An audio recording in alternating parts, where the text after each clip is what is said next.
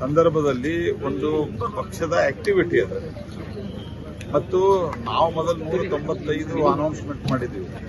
ಇನ್ನೂ ಚುನಾವಣೆ ಅನೌನ್ಸೂ ಆಗಿಲ್ಲ. ಹೀಗಾಗಿ ಯಾವುದೇ ಕಸರತ್ತಿಲ್ಲ.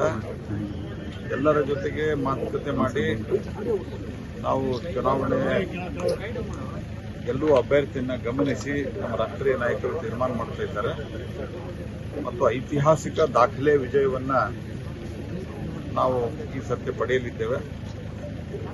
400ಕ್ಕೂ ಹೆಚ್ಚು NDA, 370ಕ್ಕೂ ಹೆಚ್ಚು ಭಾರತೀಯ ಜನತಾ ಪಾರ್ಟಿಯ ಸ್ಥಾನಗಳನ್ನು ಗಳಿಸಿ ಒಂದು ಅಭೂತಪೂರ್ವವಾದಂತಹ ಬದಲಾವಣೆಯನ್ನು ದೇಶದಲ್ಲಿ ಇವತ್ತು 5ನೇ ಸ್ಥಾನದಲ್ಲಿದೆ. ಭಾರತ ಆರ್ಥಿಕ ರ್ಯಾಂಕಿಂಗ್ದಲ್ಲಿ, ಫೈನಾನ್ಷಿಯಲ್ ಎಕಾನಮಿಕ್ ರ್ಯಾಂಕಿಂಗ್ದಲ್ಲಿ ಜಾಗತಿಕ ಮಟ್ಟದಲ್ಲಿ ಅದನ್ನು 3ನೇ. ನೀವು ಇನ್ನು ನಮ್ಮ ಚಾನೆಲ್ ಸಬ್ಸ್ಕ್ರೈಬ್ ಮಾಡಿಲ್ಲ ಅಂದ್ರೆ ಈಗಲೇ ಸಬ್ಸ್ಕ್ರೈಬ್ ಮಾಡಿ, ಶೇರ್ ಮಾಡಿ, ಲೈಕ್ ಮಾಡಿ.